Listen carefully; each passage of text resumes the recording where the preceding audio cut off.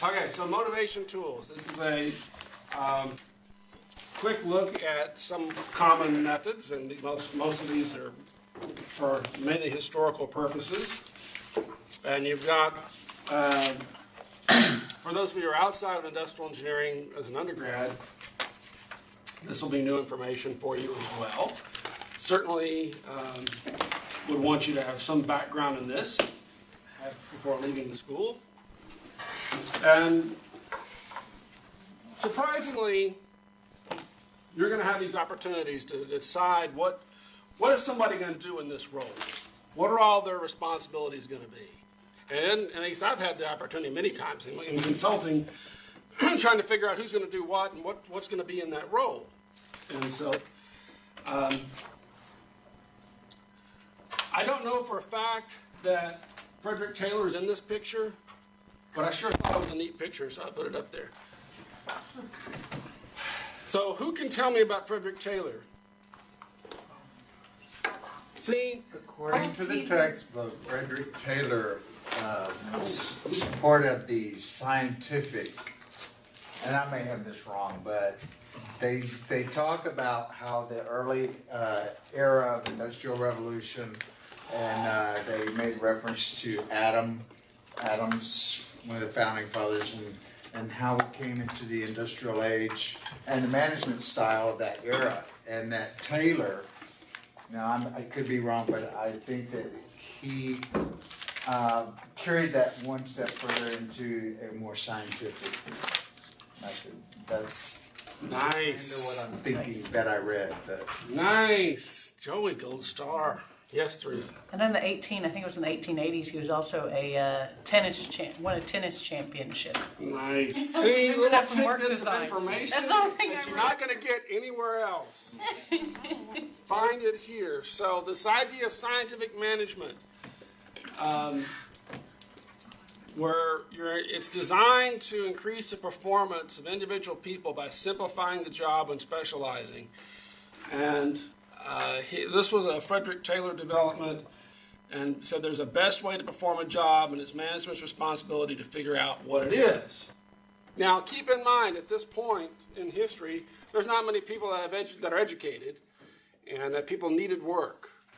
And be able to get people to come into your organization and quickly perform manual labor and assemble products and put it together, that it was helpful to simplify the job to a point where you didn't have to do much training. And at that point, if you don't have a lot of educated people running around, then management might be one of the few people to help figure out the best way to do it. Now, so while it might seem an antiquated way of doing it at the time, I think it was needed. And so we look back at the old time studies, and that we had to figure out what the best way of doing something and do a time study and figure out how long it took to do it. And you should do that in your work design course. That came out of this. So there's still a place for finding the best way to do a job, and maybe use a team of people to do it today. But in some cases, it may make sense to break a task down into simplified pieces. That may make sense. It may help in terms of fatigue, if it's a very stressful, fatigue-oriented job. But that's what they're getting at there. And I think very similarly,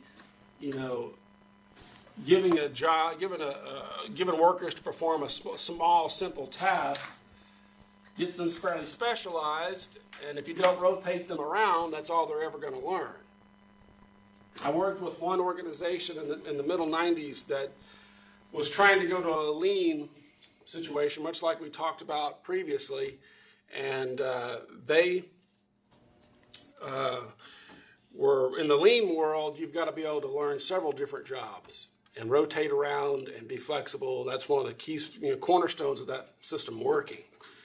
And there was a lady there that had been there 28 years, and all she'd ever done was deburr. Now, keep in mind, it's a metal cutting operation, and when time you cut metal, often leaves a sharp edge. And so there was a grinding type of wheel that she put the parts against and smooth off the edges. Not a glamorous position, but needed. Okay, so 28 years of deburr, if you can imagine that. Okay, very specialized, didn't know how to do anything else. And then we come into the lean environment, and she's expected to be able to rotate between several pieces of equipment, potentially even help schedule parts through the area, and she was very excited to be able to do something else. So this time and motion studies, basically, what are all the tasks? And you get it down to simple arm movements. Pick and place and raise your arm and put this piece down, and how long does each step take and each movement take, and you know, it can be a very painstaking process. But if you're doing a very repetitive task, it's worth it. Okay. So this, and you're gonna, if most work measurement or we call it work design classes, you're gonna do some sort of time study. Anybody here done the time study class? Mm-hmm. Yes, it was great fun, was it not? Yeah. Yeah.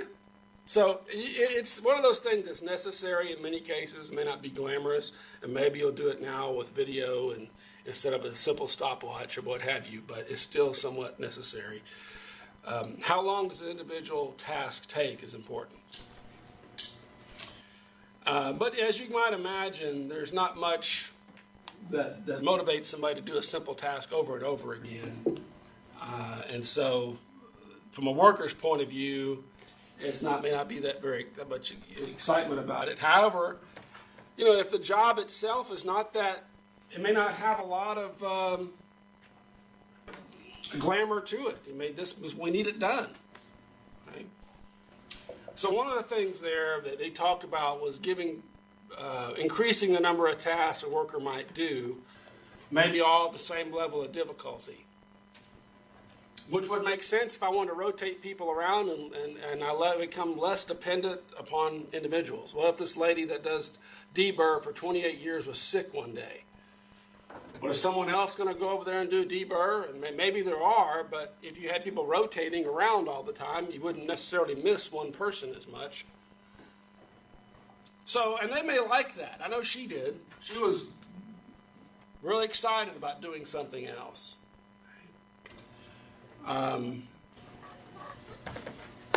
That is a vintage picture up there. Anyone want to take a guess when that picture was taken? 1982. 1982. Okay. Anybody else? 50-something. 50-something. Okay. Any other guesses? 1930s. 47. 47. Okay. The 60s. We have some guesses from the 40s, the 30s, the 50s, and 80s. 60s. 60s. Okay. Anybody recognize this really good-looking guy here in front? Oh, is that? Yeah. I mean, there's a really good, sharp-dressed fellow there at the front of the picture. Edward. That's a really good-looking guy. I wish I could still wear that suit. Were you sporting a goatee there? I was sporting a goatee there. Yeah. I'm in disguise. Oh, get out of here. No! I'm telling you. 1996. What machine is that? That is a printing press. We're at One Stop Printing in Fort Worth. And he's got a 4-stage printer, 4-color printer. See? Same haircut, too. Now, let me say, I had more hair then. Yeah, I think so. Is that a fade on the side? Come on, blow that up a It's little like you bit. got like a little. Isn't this great? Control plus plus. Come on now. Well, Control plus at home. Mustache. Nice, huh? Can't believe it went over. No one got it. Golly. Well, it's in black and white. You should have had color technology. What do you mean vintage? It is vintage. 1996, almost 20 years ago. I wasn't even Dr. Underdown then.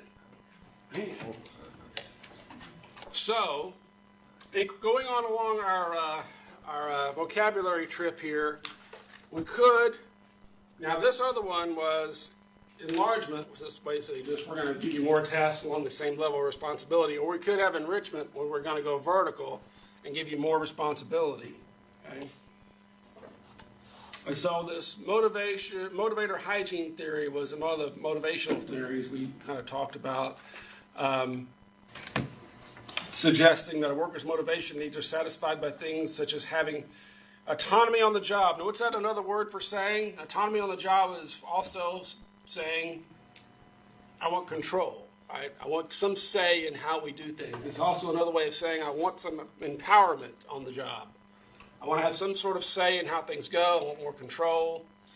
And being responsible for one's work, that workers are satisfied for their jobs only when their needs are met. So they want to have more control. They want to be responsible for their own work.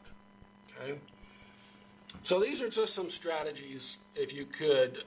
Scheduling, if you can have people involved in scheduling, that might help. Maybe you can, if there's some leeway in how the work's going to be performed, we mentioned that in the ZAP book. These people checking their own work would have fallen into the sausage article, right? Where they were checking their own sausage. Allowing workers to learn new skills is training, and we've talked a lot about training being an important strategy. So some people want more responsibility, they want more control. Other people like being told what to do. So it's a mixed bag. Okay. So this job characteristics model, another model for motivation,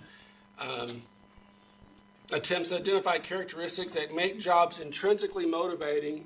And that's one of what's intrinsically motivating. Who can tell us about that? If I'm intrinsically motivated, This comes from within. it's the job itself, right? The job itself is motivating. Extrinsically motivated is the consequences of the work. Right? So it's probably the paycheck. Okay?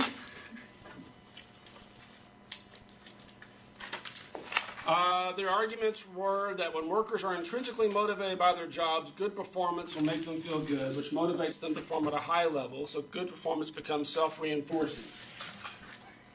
Certainly, if you enjoy what you do, you're not going to feel like it's work. Agreed?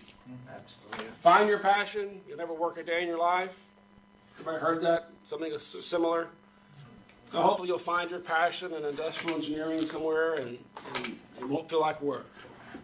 You enjoy doing it.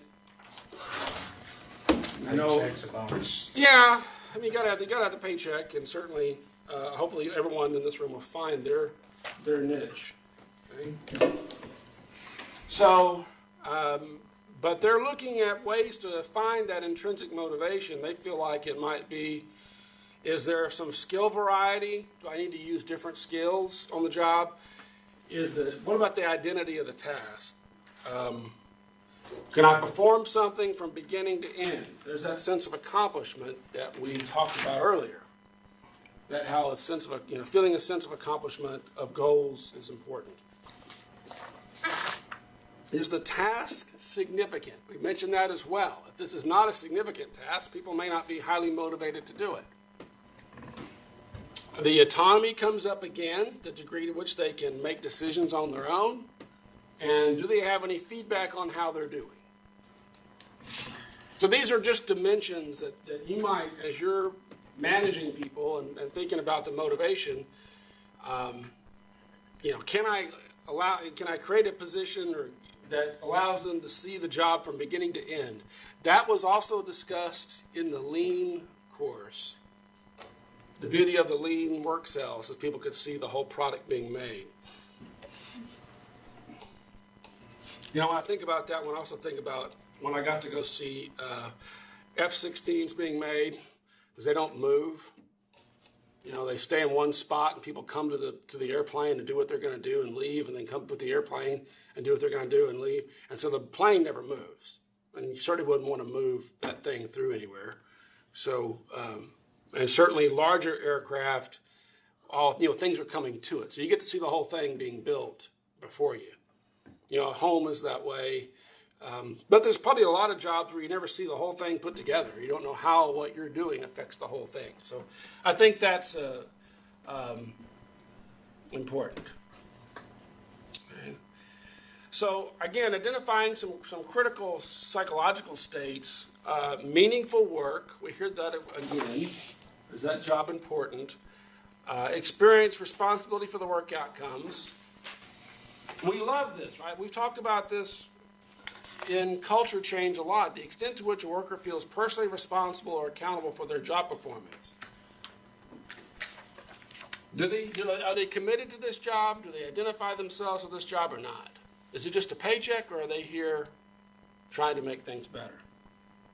And the knowledge of key results, the degree to which workers know how well their performance on their job on a regular basis. Okay, so people want feedback on how they're doing. If I'm not doing the right thing, let me know so I can do the right thing, because I want to do a good job and I want to have good results. So that's a message to us as managers, that people want to know how they're doing. Maybe you don't have to wait till a performance review to talk to a person about their performance.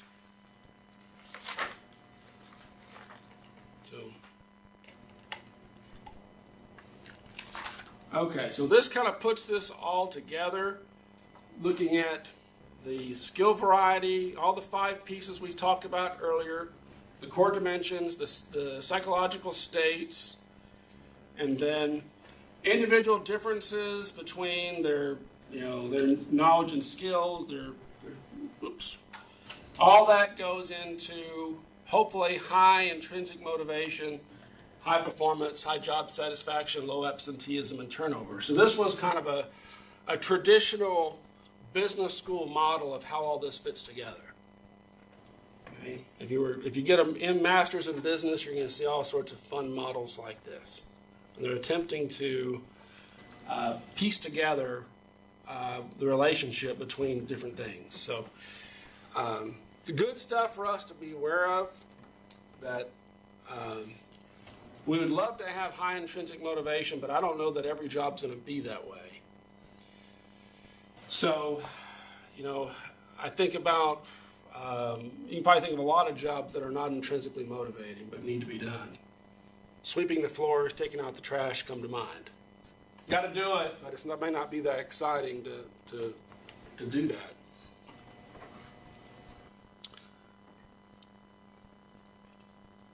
Okay. Let's see. Different changes you can do to a job. I mean, I don't know that it's important that we go through these step by step.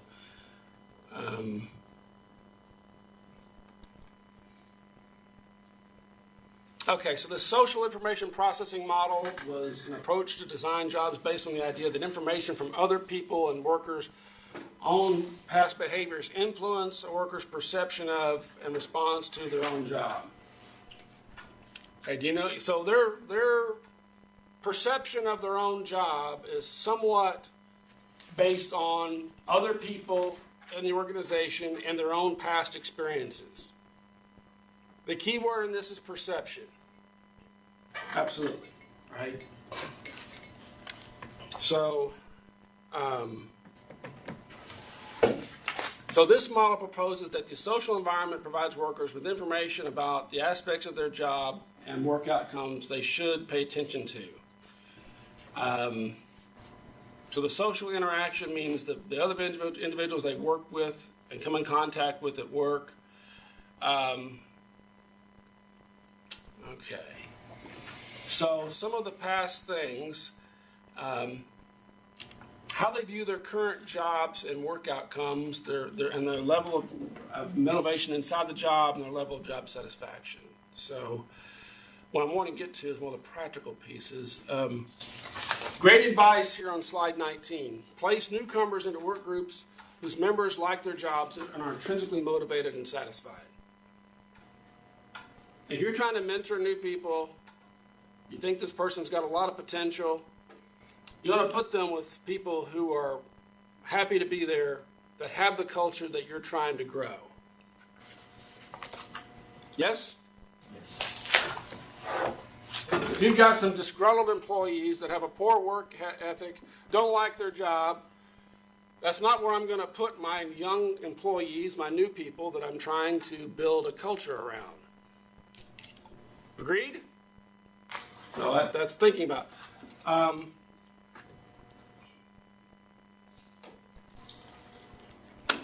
had some more I thought was going to come behind that.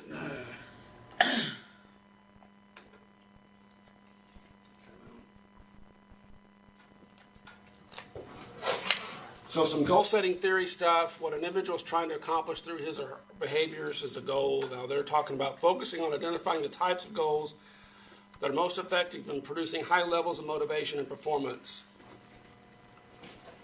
So most of the human resource performance review stuff is going to have goals set by your immediate boss and goals that you might set for yourself. And there may be some discussion back and forth on what that might be.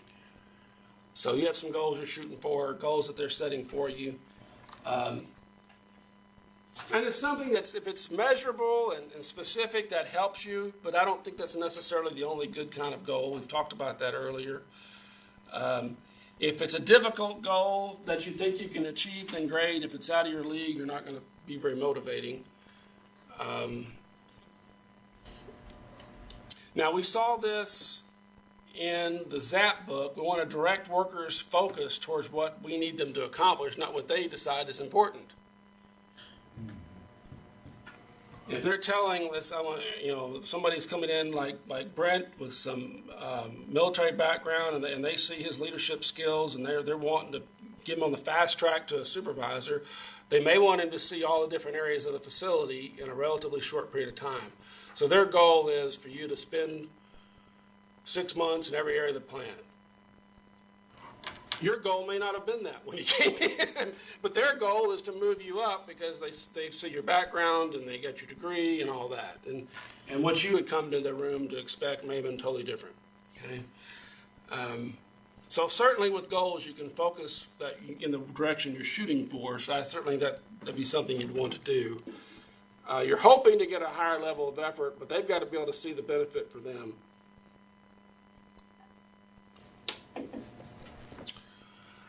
Let's see.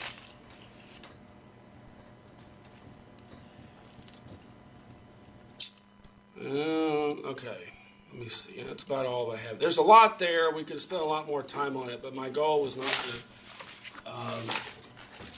go through every detail today. I wanted you to see some motivational tools that are out there, some theories that are out there, and at least expose you to it a little bit. I think you'll be surprised at how many opportunities you get to use some of that.